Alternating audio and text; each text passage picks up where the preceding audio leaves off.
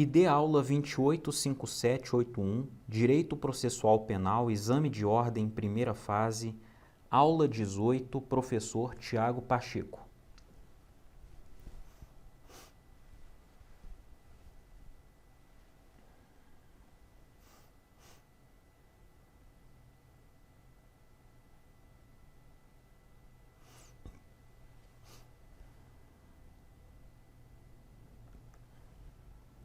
Direito Processual Penal, Exame de Ordem, primeira fase, Provas em Espécie, parte 2. Olá pessoal, tudo bem com vocês, futuros advogados, futuras advogadas? Vamos dar sequência à nossa aula. Nós estamos falando aqui de provas em espécie, ok? Segundo bloco, somente sobre provas em espécies. E esse já é o quarto bloco de aula só falando de provas, hein? Olha o tamanho da importância dessa matéria. Então vamos lá, pessoal. O que a gente vai estudar agora? Nós vamos estudar interrogatório. Que beleza, interrogatório. Conceito de interrogatório. Fase da persecução penal na qual o autor da infração deverá descrever a sua versão do ocorrido perante o juiz competente, perante também a acusação e perante a defesa. Não é defensoria aqui não, tá? É defesa, tá? Constitui-se de duas partes, sobre a pessoa do acusado e os fatos. Sobre a pessoa do acusado, quem é essa pessoa? Como, né, ela tem bons antecedentes, qual é a convivência dela, o que ela faz da vida. Isso é importante também para o juiz fazer a análise, né, de um contexto completo para sentenciar. Isso tudo é importante. E depois pula isso e vai para os fatos propriamente ditos. Ok? O interrogatório basicamente é isso. É utilizado também como meio de prova, porque tem ali o investigado, o acusado, a condição de se pronunciar. Ele mesmo se pronuncia com suas palavras, falando sobre ele mesmo e falando sobre o caso concreto. Ou se ele quiser, ele tem o direito a permanecer em silêncio também, e esse silêncio não pode ser usado contra ele. Nós já estudamos isso aqui várias vezes, diga-se de passagem, não é? Então, esse é o interrogatório, tá? Que atua também como meio de prova. Natureza jurídica, lá. Natureza jurídica, meio de prova. O juiz o considerará com os demais meios de prova para formar o seu convencimento. Então, interrogatório é meio de prova. Mas além de meio de prova, ele é meio de defesa também. O acusado pode apresentar sua versão dos fatos, sendo livre para se calar e até mesmo utilizar uma falsa versão da realidade, tendo em vista que não está obrigado a falar nem juramentado com a verdade. Além disso, o interrogado pode prestar esclarecimentos e indicar provas. Então, o interrogatório funciona de forma mista. Ele funciona como defesa, a autodefesa, não é? Do acusado, e funciona também como meio de prova, porque o juiz vai utilizar o seu interrogatório no arcabouço probatório. Isso também será levado em conta. Lembrando aqui que eu mencionei que ele não é obrigado a dizer a verdade, mas não é porque ele tem o direito de mentir. O que ocorre é o seguinte: no Brasil nós não temos o crime de perjúrio para o acusado, no sentido de que se ele mente, fala alguma coisa fora da realidade, ele não responde criminalmente por isso. Isso faz parte até do direito de defesa.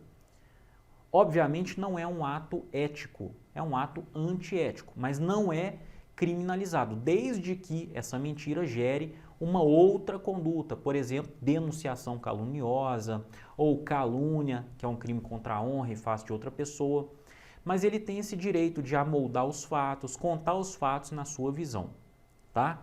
Isso aí vocês têm que ter consciência e vão usar muito na carreira de vocês quando forem advogar na área criminal. Não é mentir, é dar uma visão diferente, dar a visão do ângulo, né, do próprio acusado.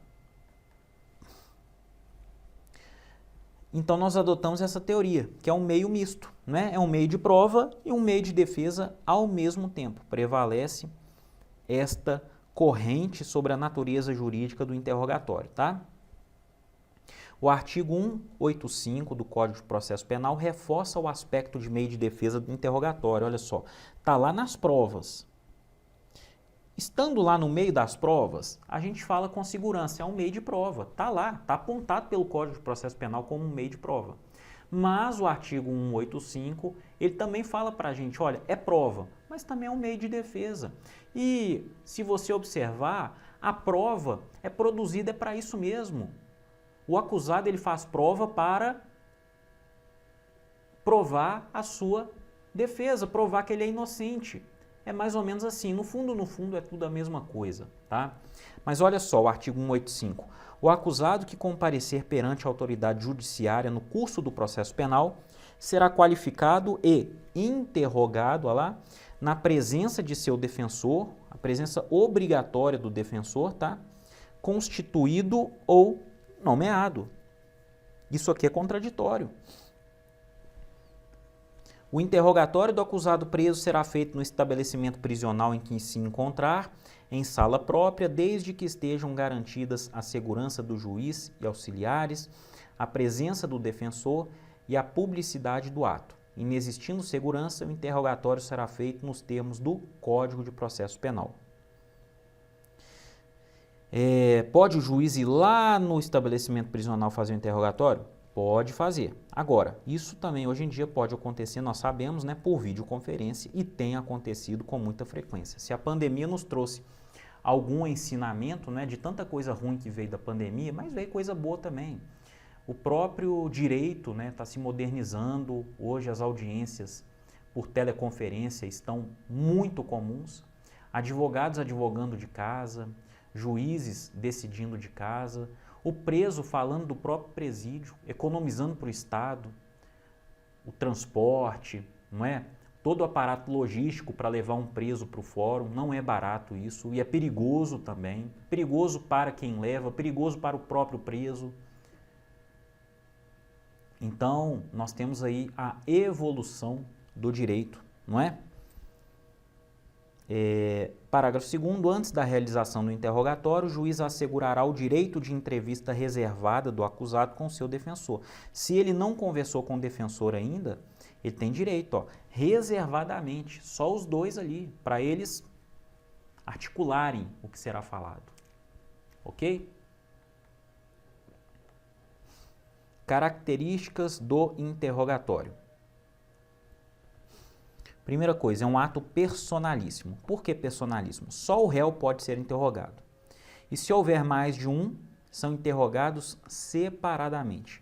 Não há como um representante legal falar no lugar do réu. Não. Interrogatório é um ato personalíssimo. Se houverem 30 réus no mesmo processo, os 30 serão ouvidos de forma individualizada. Ok? É um ato privativo do juiz, isso segundo o sistema presidencialista. Por quê? É o juiz que faz a pergunta, diferentemente das testemunhas, que podem ser interrogadas diretamente pelo advogado. Não, no interrogatório quem faz a pergunta é o juiz. O advogado formula a pergunta para o juiz e ele faz a pergunta para o acusado e o acusado responde, tá? Lembrando que no sistema do cross-examination, usado somente para o ofendido e testemunhas que são inquiridos diretamente pela parte, tá? Aí não haveria intervenção do magistrado, perfeito? C. É um ato contraditório, nós sabemos, é um ato de defesa, as partes têm direito à pergunta. Primeiro o juiz pergunta e depois dá a palavra às partes. Tanto a acusação quanto a própria defesa. O advogado de defesa pode fazer uma pergunta para o interrogado? Pode, perfeitamente. Se ele entender que aquela pergunta é pertinente e vai ajudar ele, pode sim. O que mais? É um ato assistido tecnicamente. A presença do advogado é obrigatória, tá? E o direito de entrevista prévia também é obrigatório. A entrevista entre acusado e o defensor, tá? A entrevista íntima, sem a presença de servidor público ou de qualquer pessoa, tá? É um ato público, um interrogatório, tanto é que é feito oralmente, em uma audiência, não é? E é um ato oral, obviamente, como já falamos aqui, tá? e é um ato não sujeito à preclusão. Por quê? Porque ele pode ser realizado a qualquer tempo. Pode o juiz, mesmo depois da audiência de instrução, ele convocar o acusado para um novo interrogatório, caso tenha ficado dúvida em alguma questão, ele pode fazer isso perfeitamente, tá? Ele pode sim convocar o acusado para um novo interrogatório. Não preclui. Pode ser interrogado uma vez, duas, três, quatro, não há limites para isso. É dentro do caso concreto que o juiz vai analisar a necessidade ou não de se fazer um outro interrogatório. Normalmente só tem um interrogatório, lá na audiência de instrução e julgamento, tá? É a regra. Aliás, ó, regras do interrogatório. Comunicação verbal não só das imputações, mas também dos argumentos e resultados da investigação e que se oponham aos argumentos defensivos. Então, é um ato oral, né, gente? Comunicação verbal. O que mais? Proibição de qualquer promessa ou pressão direta ou indireta sobre o imputado para induzi-lo ao arrependimento ou a colaborar com a investigação. O juiz não pode falar, olha, vamos colaborar com a investigação, com o processo, fala a verdade, é melhor para você. Não, o juiz tem que se abster disso. A única coisa que ele tem que falar é que ele tem o direito de ficar calado se ele quiser. E o silêncio não será utilizado contra ele, ok? C. Respeito ao direito de silêncio, né, a chamada defesa pessoal negativa, ou nemo teneto si detegere, porque ninguém é obrigado a fazer prova contra si mesmo. E é o direito ao silêncio livre de pressões ou coações. E ele tem que saber que o silêncio dele não será utilizado contra ele, tá? Ele que eu digo é o acusado, o réu. Tolerância com as interrupções que o sujeito passivo solicite fazer no curso do interrogatório, especialmente para instruir-se com o defensor. Permitir-lhe que indique elementos de prova que comprovem sua versão e diligenciar para sua apuração. Então, ele pode indicar elementos de prova, o interrogado? Pode, obviamente, tá? E o juiz pode pedir, inclusive, para que esses elementos de prova sejam diligenciados para se apurar a veracidade das informações, tá? Momento da realização do interrogatório. Antes da Lei 11.719 de 2008, era o primeiro ato da instrução processual. Então, depois que todo mundo é citado, depois da defesa prévia, oferecimento de defesa prévia, que é uma defesa preliminar, primeiro ato da instrução, né, na audiência de julgamento, interrogatório do réu. Agora não, isso modificou. Olha lá. Atualmente é o último ato, e essa é a regra. Tá? A não ser que haja diligências que podem ser determinadas após o interrogatório.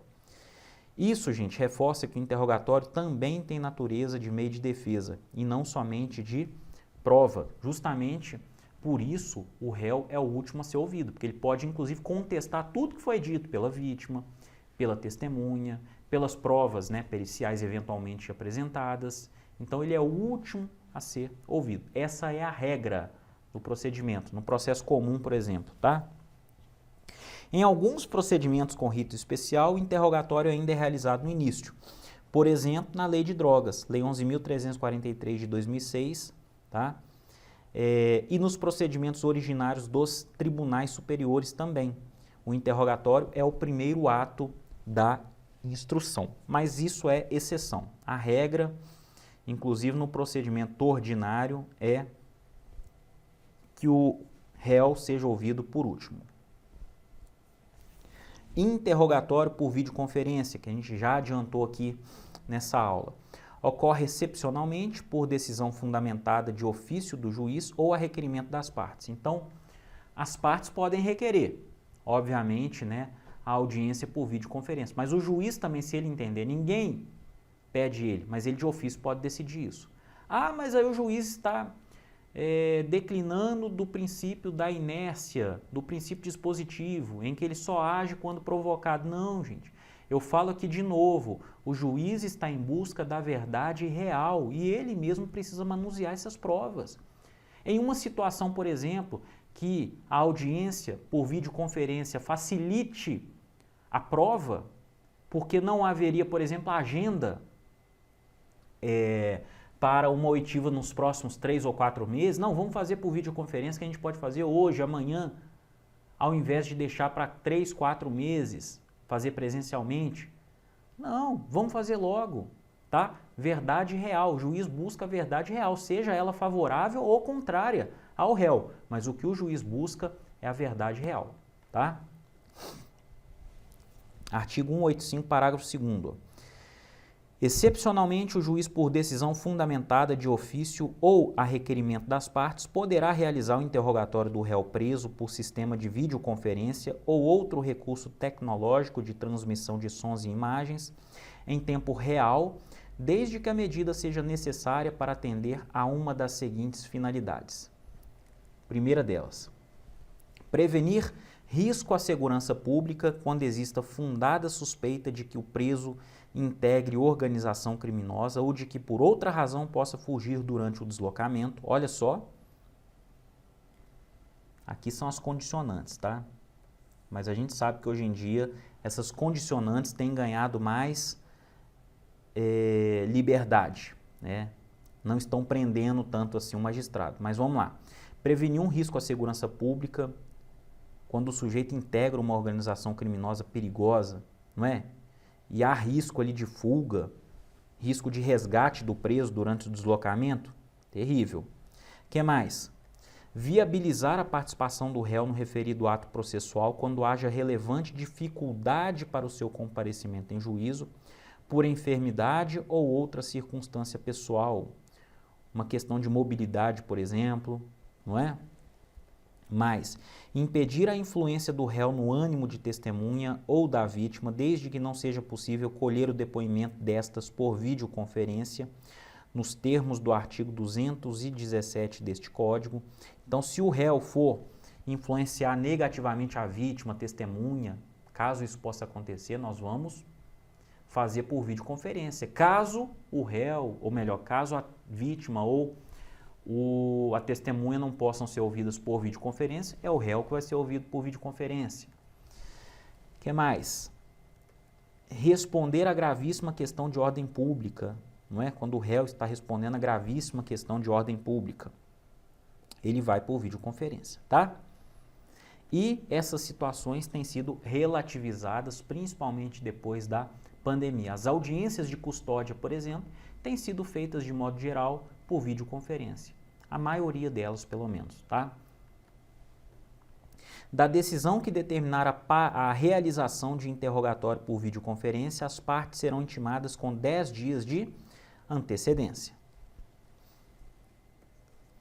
Antes do interrogatório por videoconferência, o preso poderá acompanhar, pelo mesmo sistema tecnológico, a realização de todos os atos da audiência única de instrução e julgamento de que tratam os artigos 400, 411 e 531 deste Código. Então, olha só, antes do interrogatório por videoconferência, o preso ele tem que acompanhar o que foi falado pela vítima, pelas testemunhas. Então, aquilo também tem que ser gravado ali para que ele tenha condições de ouvir, para que ele acompanhe toda a audiência de instrução, até mesmo para ter a oportunidade de contradizer ou falar de modo contrário, ok? Parágrafo 5º. Em qualquer modalidade de interrogatório, o juiz garantirá ao réu o direito de entrevista prévia e reservada com seu defensor. Se realizado por videoconferência, fica também garantido o acesso a canais telefônicos reservados para comunicação entre o defensor que esteja no presídio e o advogado presente na sala de audiência do fórum e entre estes e o preso. Então, se o réu estiver preso, muitas vezes ele não vai ter ali a presença do advogado, mas ele vai ter um canal telefônico para conversar com o advogado.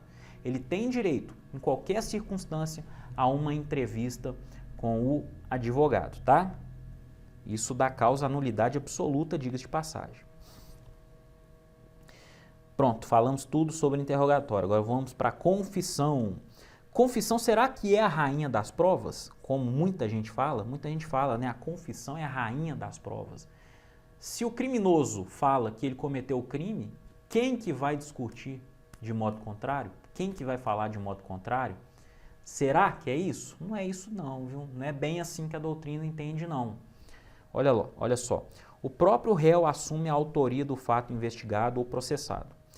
A confissão pode ser feita a qualquer instante, inclusive dentro ou fora do interrogatório, mas ela tem que ser contida nos autos, tá?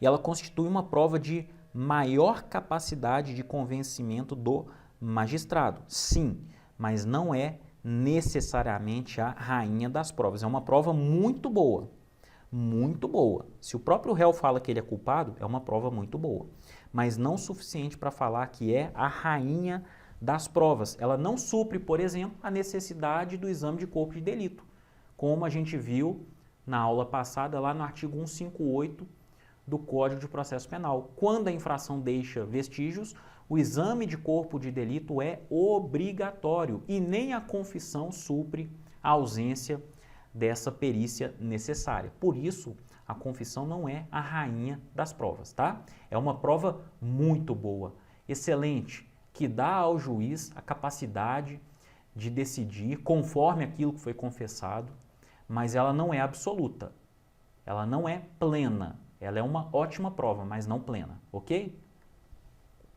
Vamos lá, classificação. Confissão simples. O agente reconhece a prática de um único fato. Essa é a confissão simples. Confissão complexa. O agente reconhece a prática de vários fatos. Confissão qualificada. O agente reconhece a prática de um fato, mas alega a existência de fato impeditivo ou modificativo capaz de excluir a sua responsabilidade. Por exemplo, o réu confessa, mas alega a legítima defesa. É uma confissão torta, né? Uma confissão torta. Eu matei, eu confesso, eu matei, mas eu matei porque agi em legítima defesa. Eu agi em legítima defesa. Aí é diferente, não é? Confissão judicial ocorre no curso do processo perante o juiz. Normalmente é no interrogatório, mas pode ser em outros momentos também. Pode ser a qualquer momento do processo, ok? Confissão extrajudicial ocorre, por exemplo, no inquérito policial, fora do processo. Essa confissão tem que ser ratificada dentro do processo. Não é suficiente, ok? Não é suficiente para nós. E temos a confissão delatória, que é o chamamento do corréu à delação premiada. O sujeito confessa a prática da conduta, mas também vai informar várias pessoas que participaram do esquema, vai dar detalhes. E o Ministério Público que vai avaliar se essa delação ela é suficiente ou não para que os benefícios da delação sejam dados ao delator, ok? Mas é uma confissão que uma confissão diferente, é uma confissão delatória. Eu confesso, mas chamo um monte de gente comigo. Características da confissão. É um ato personalíssimo. Ninguém substitui o réu na confissão, nem mesmo com procuração por poderes especiais. É um ato livre e espontâneo, jamais pode ser obrigatório, muito menos, né, incentivado. Não se deve incentivar a confissão, ela tem que vir de forma livre e espontânea, tá? É um ato retratável até o momento da sentença, o réu pode se retratar da confissão, e é um ato divisível. Por quê? Porque a confissão pode se dar no todo ou em parte. O sujeito vai confessar isso, olha, eu confesso que eu estava no local, eu tinha uma arma de fogo mesmo, mas não foi eu que atirei, foi outra pessoa. Eu confesso o porte ilegal de arma, confesso mesmo, estava lá, estava com a minha arma apontada, cheguei a sacar a arma, mas não acionei o gatilho. Quem matou foi outra pessoa. O ato é divisível, tá? O direito processual penal não admite confissão ficta, porque o acusado tem o direito de ficar em silêncio. Então não existe a confissão ficta, né? O famoso quem cala consente. Não, muito pelo contrário. O réu tem o direito de permanecer em silêncio. E ele, inclusive, tem que saber disso, que ele tem o direito a permanecer em silêncio. Ele tem o direito de ficar sabendo que ele tem o direito a permanecer em silêncio e mais, que isso não será usado contra ele nas decisões do juiz, tá? o silêncio, ó, não importa em confissão, de forma alguma. E o valor probatório da confissão é relativo, não é absoluto. Confissão não é a rainha das provas, sendo necessário que seja confrontada com as demais provas produzidas, visando buscar um juízo de certeza, porque o juiz ele quer o quê? Ele quer a verdade real. Para ele, não basta a verdade formal, o juiz quer a verdade real. Então ele precisa confrontar a confissão, que não é a rainha das provas, com outros elementos. É uma ótima prova? É uma ótima prova. Mas se outras provas informam que aquela confissão é errada, que ele, por exemplo, assumiu a posição de outra pessoa, para que outra pessoa não fosse julgada, se os outros elementos informam, olha, ele até confessou, mas não é ele o autor do crime, ele não praticou o crime. Nós temos aqui um vício. Por isso o juiz vai analisar todo o arcabouço probatório, ok? E inclusive a própria confissão. Pessoal, terminamos aqui. Na próxima aula vamos ver mais algumas provas em espécie para terminar essa matéria. Tá joia? Grande abraço e eu te vejo lá. Até mais.